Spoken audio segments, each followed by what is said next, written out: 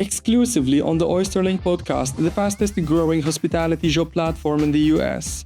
Today's guest is someone who lives and breathes the art of service. Originally from Italy, Salvatore Procopio is a certified sommelier with over a decade of international experience in luxury hospitality. He's worked at Michelin-Starred icons like the Waterside Inn in the UK and Romeo restaurant under Alain Ducasse, and held key roles at the Four Seasons in Florence. Now, Salvatore is shaping the next generation of hospitality talent, teaching across campuses in Italy, South Korea, the US, and Armenia. Get ready for a conversation full of insights and career tips. Hello, everyone, and welcome to the OysterLink Podcast, the fastest growing hospitality job platform in the US. Hello, Salvatore. Thank you for joining us today. Thank you for having me. Hello, everybody. So, to start, could you please introduce yourself and tell us a bit about your career path? Well, I would like to define myself as a passionate hospitality operator that is trying to experience as much as possible, along with my students, the infinite possibility of the hospitality industry under different and several perspectives.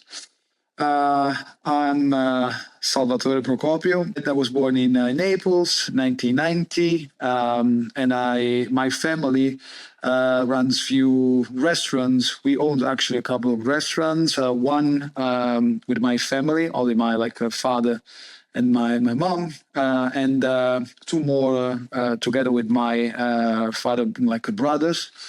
And so I had the chance since the very beginning, since my I would say childhood, to experience dining rooms, pouring water, assisting in whatever sort of operation. Of course, as you can imagine, at the very beginning, you are forced, to help adults in whatever type of operation, especially during very busy days and moments and situations. In Italy, we have this amazing possibility to explore different aspects of the hospitality through the this hotellerie school. It's a high school level. So instead of losing those fundamental years, I would say, which are usually for example, in the international system, granted right after the high school, you can start from the very beginning. So at the age of, I would say, 13 years old. And so when you complete those 5 years at the age of 18, of course, when you are adult here in Europe, you have already 5 years of experience on your shoulder, which is an amazing opportunity, I would say, especially when you realize at the age of 30, 35, that you are much more experienced than your same age colleagues. Yep. At the age of 13, I started working. You grew up in a hospitality family and you studied hospitality at an early age. You were studying and practicing.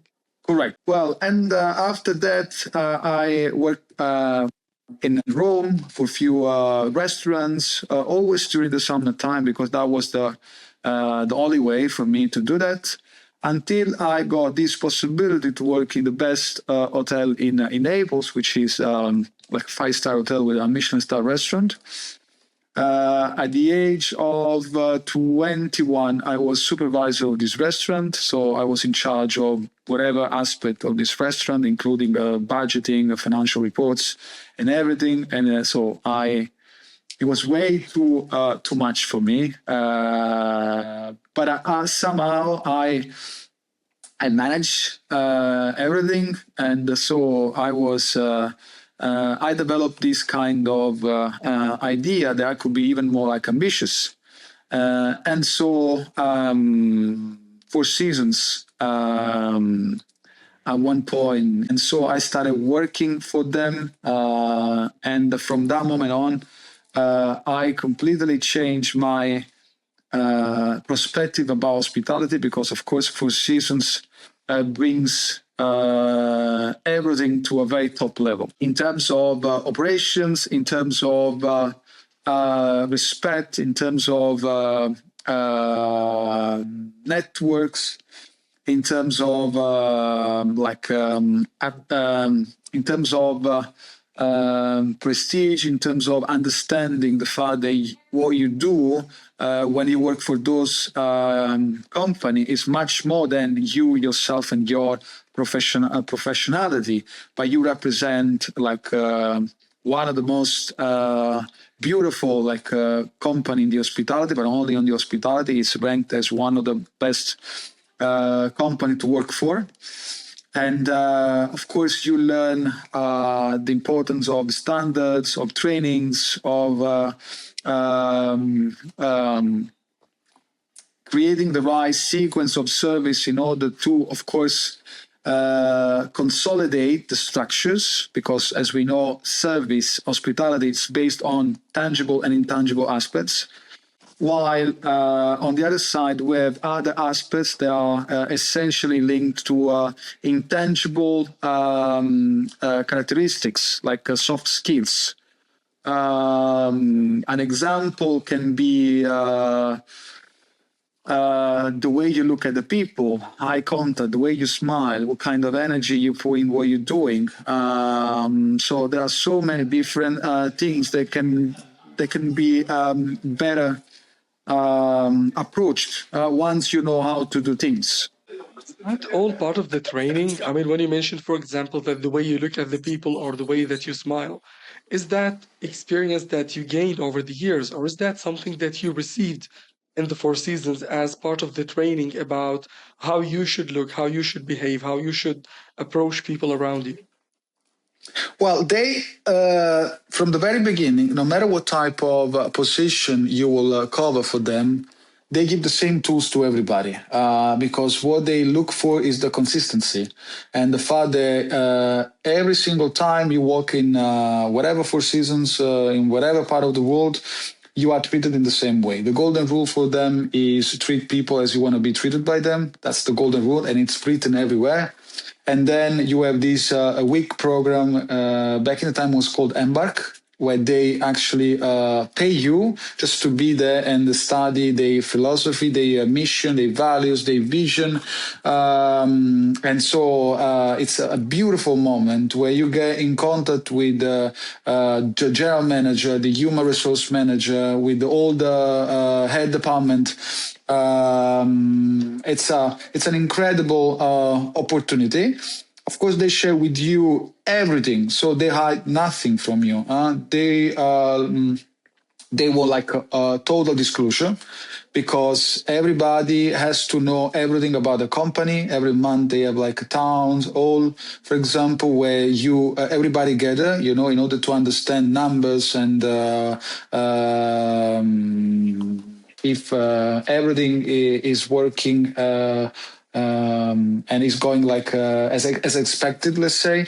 Going back to the training part, so they train you, as I said, for the consistency, but they also allow you to reflect on how you're supposed to behave in front of a guest, which is something that at one point, after many years, I think you can realize by yourself.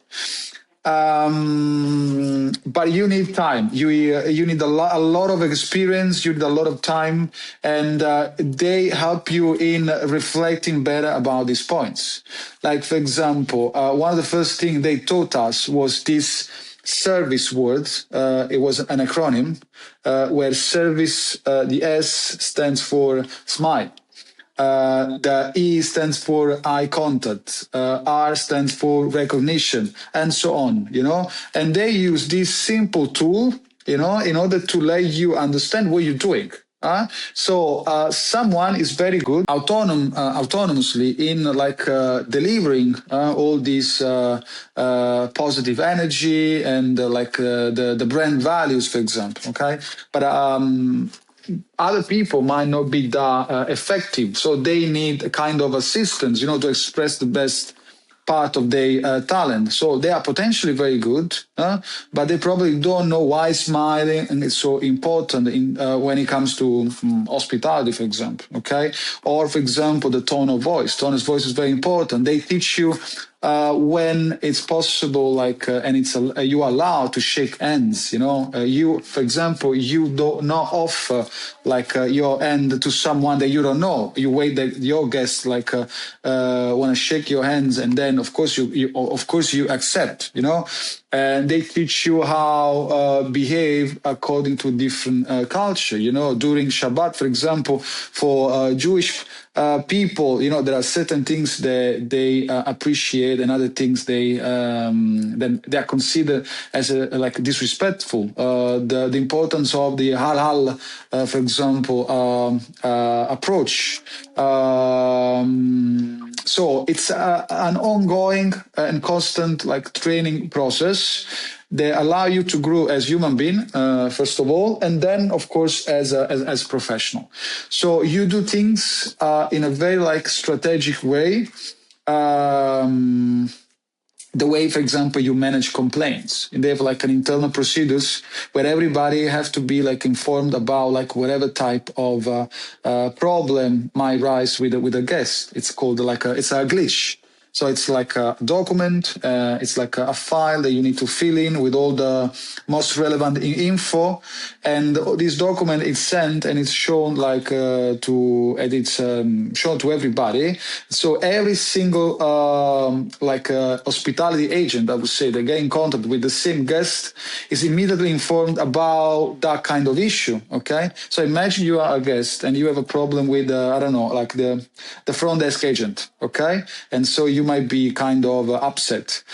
As soon as I meet you, I will try not to ask you how your, for example, staying is going, to avoid to touch the sensitive part of yours. I might use a different strategy to communicate to you, avoiding that particular issue.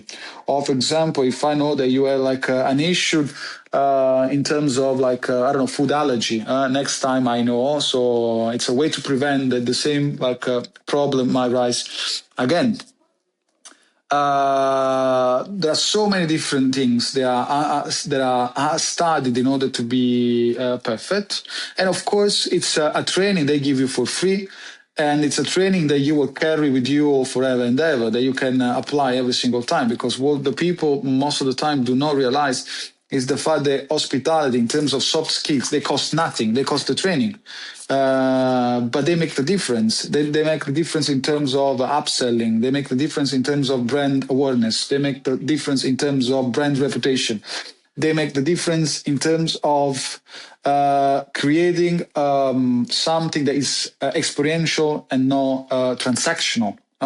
That's the problem of the hospitality most of the time. It's considered to be transactional. So you give what they pay for. And it's not considered to be 100% based on the emotions and so memorable experiences, right? Another beautiful training was about, for example, self-regulation, how to manage a complaint, as I said, how to adjust your behavior according to different mood and situation, how to deal with drunk people, with super excited people, how to deal with furious people, So it's something that, honestly, it's quite hard to get as a training. And then, of course, once you're done with the training, you need to consider there are parallel processes in terms of training. You always at the beginning, constantly guided by your designated trainer. So you have one person working with you shoulder by shoulder. They show you how to do things. And if you are a young professional, it's very effective in your path, because you are constantly trained by someone that transfer to you all she or he knows. And then, of course, you have probably one of the most beautiful clientele in the world. Of course, celebrities, VIPs, of course, very important people. And every day you have the possibility to start and to get in contact with the most talented and gifted people in the world.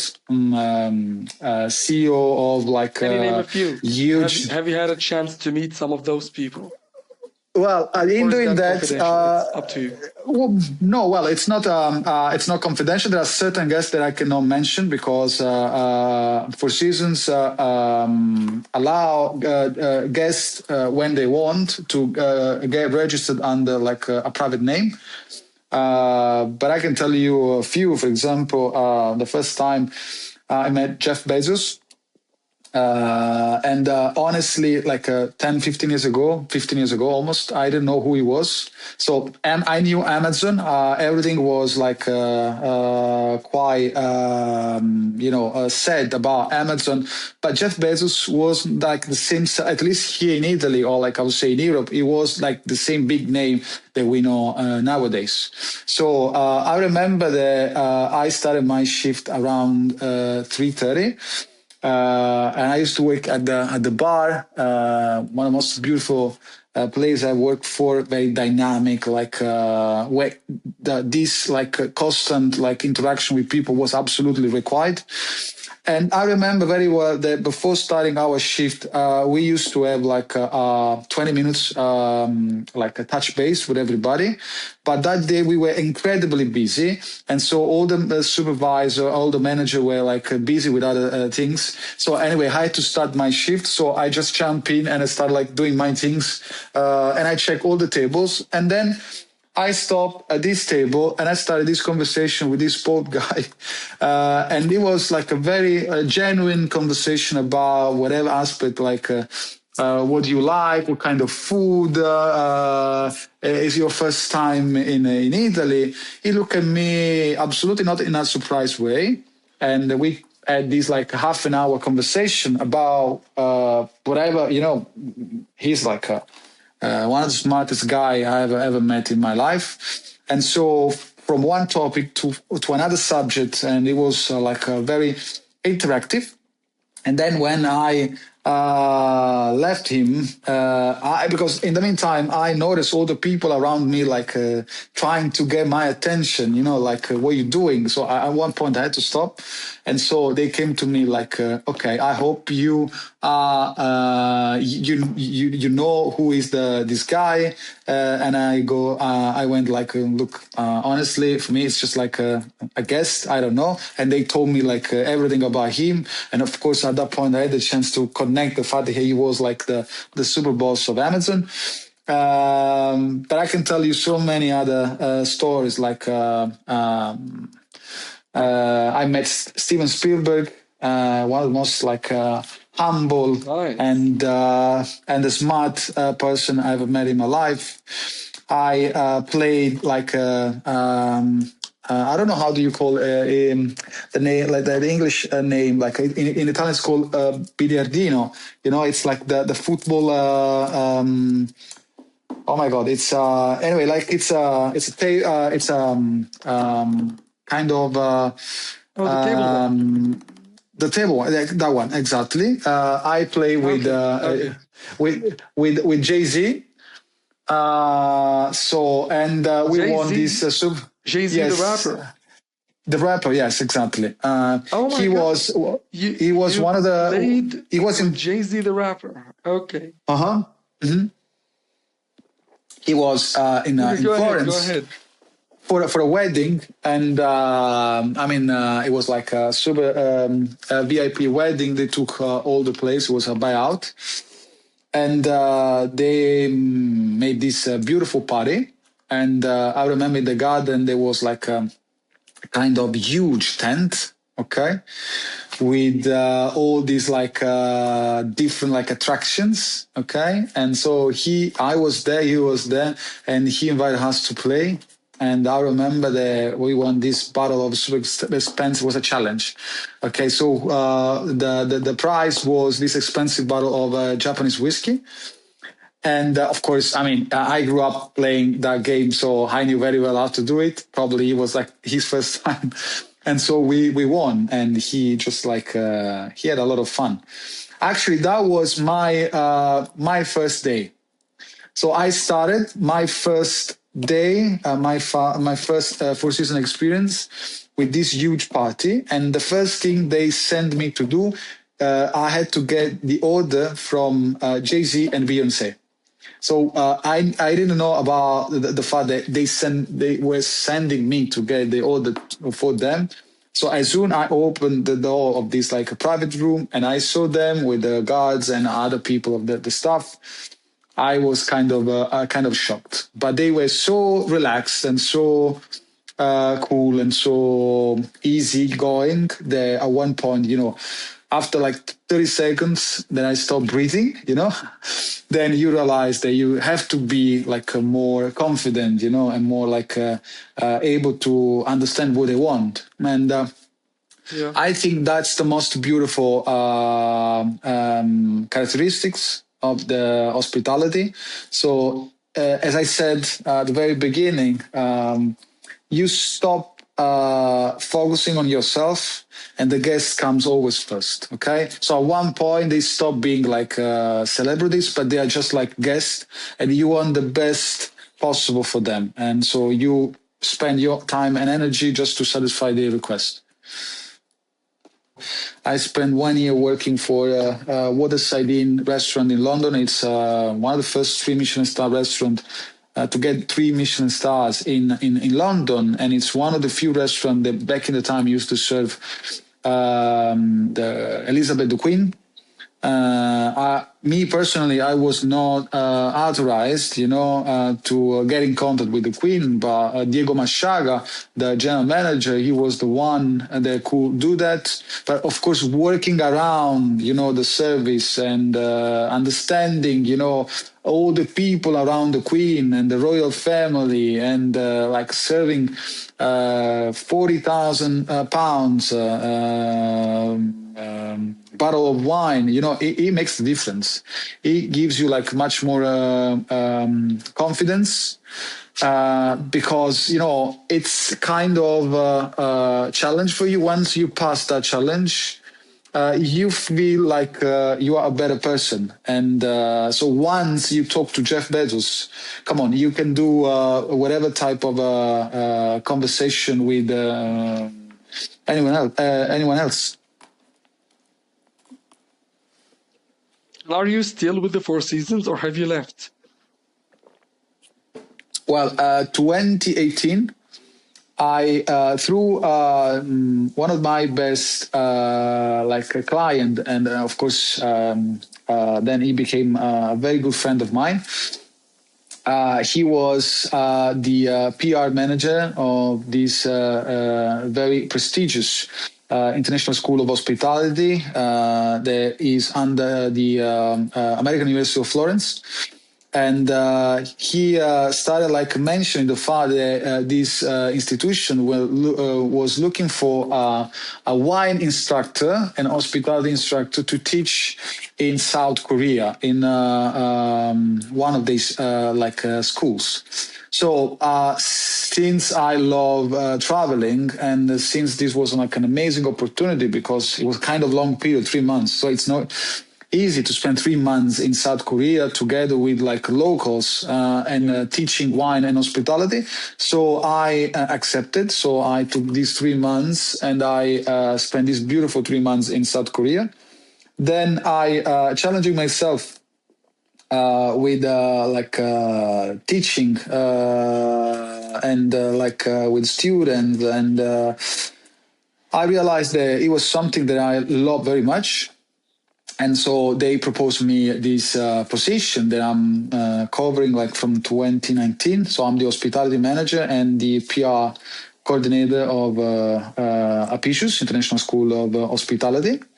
And we have a campus here in Florence, as we have a campus in Armenia.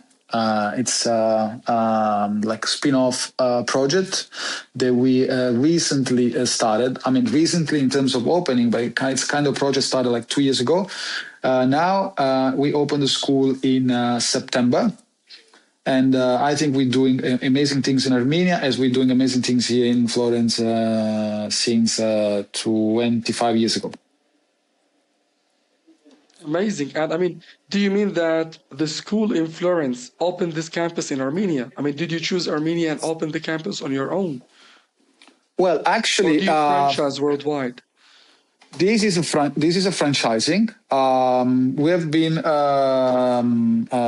contacted by Green Rock Foundation. They selected, few partners for this adventure, for this amazing project in Armenia. And so after like a lot of meetings and a lot of moments that we spent together, they realized that we could be like the right partner for them.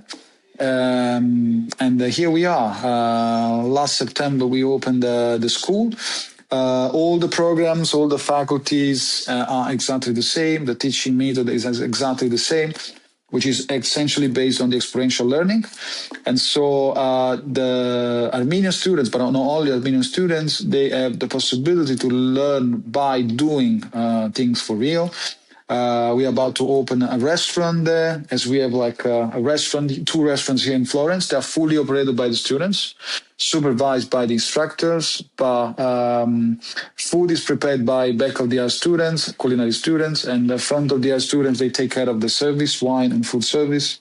So it's something real, different from an internship, because in an internship scenario, you are, let's say, in a real scenario, but you are not supervised by like a mentor. So they actually require from you to do things that are like necessary, for the service. But in our like academic environment, together with the experience that you acquire, you all constantly like paired to a mentor, to an instructor. And so everybody can like achieve, important results, because every single time, whatever mistakes is adjust, and is the process is like facilitated because the presence of the supervisors. So you mentioned education. So here I have a like very important question. Recently, there has been a lot of discussions and debates about the importance of getting formal education in culinary, like hospitality education, whether you're a chef or a hotel manager or whatsoever. Do you believe that formal education is still important in the hospitality sector? Or is it something that's being, let's say, decreasing when it comes to its importance? I will say that it's absolutely required to be like very like on the dot, especially like if you wanna get like higher positions. It's fundamental. Long term is absolutely fundamental. In the short term, it might be like considered as not necessary, because experience might be considered as the most prevalent aspect. And so, of course, experience is everything. I didn't mention when I talk about myself that I got my degree in economics at the University of Naples, and then I got my master in wine industry at the wine management and marketing at the University of Florence, and then I got like another master at the Bocconi University in Milan. Simply because I couldn't access to an hospitality like pattern program. Simply because it's a paradox. But in Italy, we have a very like high school hospitality school, but we don't have like an hospitality program in terms of at the university level. And so I had to create my own program, mixing like different aspects in order to acquire those competencies that I believe to be necessary in order to achieve what I achieved and where they led me where I am today. So it's absolutely important keeping an eye on the experience-wise. So a little bit of both. And through us, for example, we allow this possibility. So it's studying. So it's like a classic, the canonic approach. And on the other side, you have like experience all the time. So let me just confirm this. When people study hospitality, whether, let's say, at Apicius or any other hospitality school in general, I'm talking about the good schools, are they going after the certificate, the piece of paper that you can show to an employer in the future to say, I am certified, and then start the learning journey? For example, you mentioned the Four Seasons, it's a long learning journey, regardless of anything. Or do they actually learn the job at these schools? Well, for us, it's much easier because since experiential learning is one of the main components, they can definitely prove they know how to do things by the book because they have all the necessary experience. For example, if you are like a certified chef, what we give them is like a wax certificate. So this wax certificate is able to prove that this student is a chef de partie, or like a sous chef, for example. Okay. Then, of course, the way they perform is fundamentally linked to their ability and their experience. The more you work, the better you are. So I think in order to be a very like a good professional, you need to focus a little bit on both aspects. Only with a certificate, without knowing how to do things, definitely that's not enough. But of course, all the experience at one point will lead you nowhere, since you don't have those competencies that are required in order to lead like a team, other people, and to manage like more like complex aspects, like budgets, like financial reports, for example, a team composed by like multiple people. Let me ask you here another question, since we're talking about the importance of education, because I know this is interesting for our audience who's always asking questions about building their career path in hospitality. Do you believe that social media recently has been somehow replacing getting those certificates? For example, when someone starts, let's say, building a social media presence, in a year or two, you find someone with thousands, maybe sometimes hundreds of thousands of followers, and that somehow introduces them to job opportunities that others with certificates and training are not getting to. So, from your experience, does having a social media presence enable people to access jobs, or no? Is that not the priority compared to education? Well, I would say working on your social media is a better way to work on your storytelling. But then at one point, you need to face like real challenges, and your ability will be like a test, and you need to demonstrate how able you are in like facing those challenges. So inevitably, you can adjust the storytelling. You can better introduce yourself. You can better show what you're able to do, and so that is absolutely a very fundamental requirement, I would say. But it's also true that at one point you need to know how to do things for real. And so that the only way that I know is like working hard and experience as much as possible. Sometimes I see beautiful like presentations and amazing candidates with like this huge social media presence, but then when they face like a very challenging situation, they don't know how to survive because simply they've never experienced.